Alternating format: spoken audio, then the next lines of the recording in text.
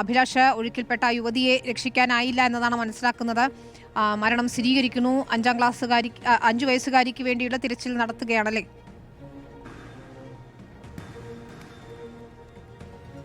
ദാരുണമായ ഒരു അപകടമാണ്. ഈ അപകടത്തിൽപ്പെട്ട അമ്മയെ രക്ഷപ്പെടുത്തി ആശുപത്രിയിലേക്ക് കൊണ്ടുപോകാനുള്ള ശ്രമത്തിനിടെ അതിനിടയിലാണ് ഇപ്പോൾ മരണം സ്ഥിരീകരിച്ചു എന്ന് ഇപ്പോൾ പോലീസ് വ്യക്തമാക്കുന്നത്.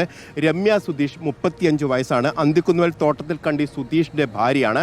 ഇവരും 2 കുട്ടികളും കൂടി ചേർന്നായിരുന്നു കുളിക്കാനും അതോടൊപ്പം തന്നെ അലക്കാനുമായി പുഴയിലേക്ക് എത്തിയത്.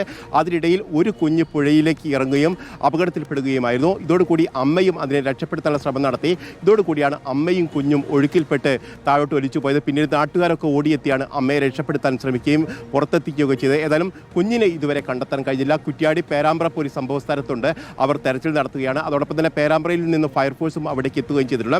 ഏതായാലും രമ്യ സുധീഷിനെ കുറ്റ്യാടി ആശുപത്രിയിലേക്ക് കൊണ്ടുപോകും വഴിയാണ് മരിച്ചിരിക്കുന്നതെന്നാണ് ഇപ്പോൾ പോലീസിൽ നിന്ന് നമുക്ക് വ്യക്തമാകുകയും ചെയ്തത്. ഏതായാലും വലിയ തരത്തിലൊരു ദുരന്തമാണ്. മഴയുണ്ടായിരുന്നു, പക്ഷേ പുഴയിൽ അത്രത്തോളം വെള്ളം ഉയർന്നിരുന്നില്ല എന്നാണ് നമുക്ക് മനസ്സിലാക്കാൻ കഴിയുന്നത്. അതോടൊപ്പം തന്നെ അലക്കുന്നതിന് ശ്രമിക്കുന്നതിനിടെ കാൽ വഴുതിയാണ് കുട്ടി വെള്ളത്തിലേക്ക് പോയത് എന്നുള്ള കാര്യം കൂടി അവിടെ നാട്ടുകാർ പറയുന്നുണ്ട്. ഏതായാലും ദാരുണമായ ഒരു സംഭവമാണ്. ഒരു അമ്മ മരിച്ചിരിക്കുന്നു. കുഞ്ഞിനെ കണ്ടെത്താനുള്ള ശ്രമം അവിടെ തെരച്ചിൽ ഊർജിതമായി നടക്കുകയാണ്. പുഴയിൽ അടിയൊഴുക്കടക്കമുണ്ട് എന്നാണ് പറയുന്നത്. കുഞ്ഞ് താഴോട്ട് ഒഴുകിപ്പോയി എന്നുള്ള വിവരം കൂടി ഏതായാലും പുറത്തു വരികയും ചെയ്തിട്ടുണ്ട്.